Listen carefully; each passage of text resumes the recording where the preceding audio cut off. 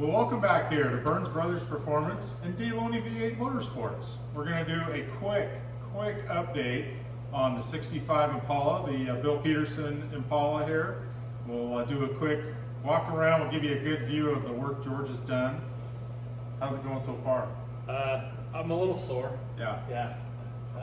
We could say hundreds of spot welds have been drilled out of this thing. We'll show you some of the up close shots of that. Yeah. But first, I do deserve this. yeah, you do. My Cheers. second beer of 23.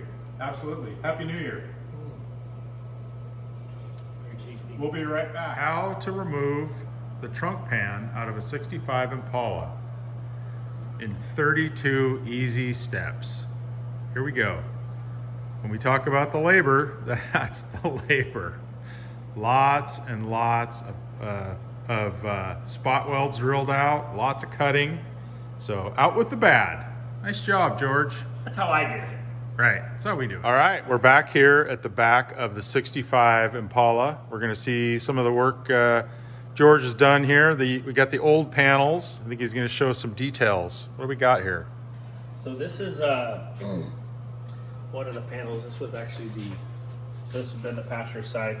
You can see the rust holes in the panel itself. Swiss cheese. And that's a pretty good hole right there. Yeah. So yeah, this is basically what we're trying to get rid of here. So, and then this is one of the panels. It's part of the 100 spot welds. This is the forward panel, and then you can see the spot weld holes. Drilling all those out. Whoever invented that Blair spot weld cutter is a genius, by the way. So yeah, basically, this car is a little bit different than most cars, people would do or whatever. This car's not getting bodywork, paint, restored, nothing like that. This is a survivor car, and this was an area that obviously saw some abuse from the rain and the carpet and all that stuff throughout the years. Other than that, the car is in solid shape. So we want to save everything around it. So that's kind of the tricky part when you're doing something like this, is everything has to be, once you put it back together, try not for it to be detectable. So, you gotta, like this piece here, you clean everything off and you try to find where the welds are. So when I put that back on, I weld that back on and put the seam sealer back on it like they had it on the factory. It'll be back to the way it's supposed to be in the way it was. So, and then like right in here and all that stuff. So based on how I do it is, I'm sure there's probably more than one way to do it, but I take the big sections out like this here. I cut, there's two braces right here, the trunk floor / gas tank braces. And I cut this center section out, missing the braces. And then I cut these two sections out, missing the braces. And then I was able to get in there, and then I just worked my way around and dissect all the pieces from there. So this panel, actually, there's a brace right here underneath the trunk, and we'll see it in a minute here. And then there's this tail panel. So it goes above that brace, under the tail panel. So everywhere it intersects another piece of metal, there's another row of spot welds. Yeah. So it's pretty tedious, and so the braces are a heavier gauge, and those were in good shape. Right? Yeah, there's a little bit of surface rust, but they're not bad. There's no pitting, nothing like that. So, and then this panel here was the panel that is up in the front there, which the trunk or the floor pan panel comes up, and then that piece just kind of sits on top of it, and it was spot welded all the way across there. So I'll try to get this piece out so you can kind of see what we're looking at here. See how easy this is. Kind of forced it in there a little bit.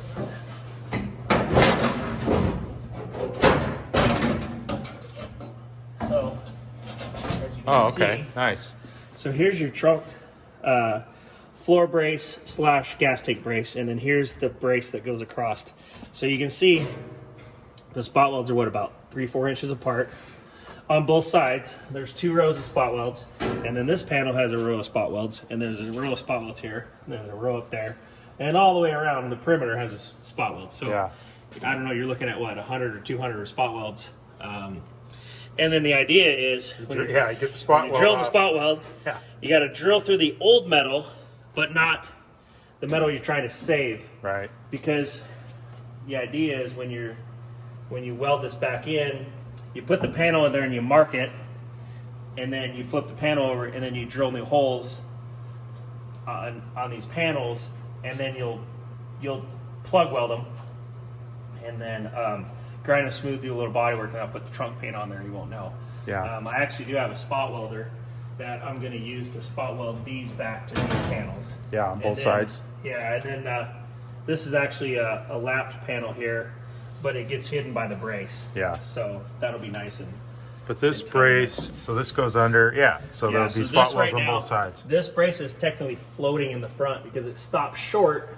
There's that right there is part of the frame, Yeah. and it stops short of that. So these are technically just kind of floating in here right now. Yeah. So, But yeah. to get the spot weld out and not end up with a hole in both pieces of metal is a challenge. Yeah, and I guess you miss or mess up a couple times here and there. I think there's 3 of them, and it's not bad. You just have to, do a little dressing. You have to weld it back up and dress it a little bit, and just make sure it looks like it never happened. But Yeah. you do the best you can. And there's going to be, when I weld it on there, there's going to be areas where the heat obviously will distort it a little bit or discolor it. So I'm going to have to do something to tune up the. But all that, the so, bottom side a little bit, but. and you did like half of this, so that, I mean, the general welded the top half of that, right? And so you're keeping, so that'll all all that stay, in the stock spot. And I'll just push this, once this panel's in, I'll just push that down and make sure it's nice and snug and tight in there where it needs to be. And I'll tack all those, close the trunk lid, make sure everything's good to go and nothing moved, nothing changed. And then once I know those are all good, I'll weld them all up. Right on. So. All right, well, Yeah, we'll be back with more of this thing. The transmission's out of it. So yeah, I right? pulled the transmission out. Gonna put a clutch in it while we're there. There's a rear main seal issue. The rear main seal was leaking a little bit, so I'm gonna actually pull the engine out and reseal the pan and the rear main seal, put a new clutch in it, and then then get started on the front suspension and the driver's side, the door jamb area needs a little work. And, A-pillar. Yep. Yeah. And then the floor pan right there underneath the driver's feet, and then seatbelt brackets. We're putting those in it too. So Nice. I found a really detailed kind of tutorial deal on Facebook where a guy had done the same thing and showed you where to find all the dimples on the floor and told you where to get the brackets to weld to the floor and all that. So. Very cool. Yeah, it'll work out pretty good. So This thing's solid, but it's going to be even more solid. yes, So. So one thing I wanted to kind of show is funny. I was Oh. taking the car apart.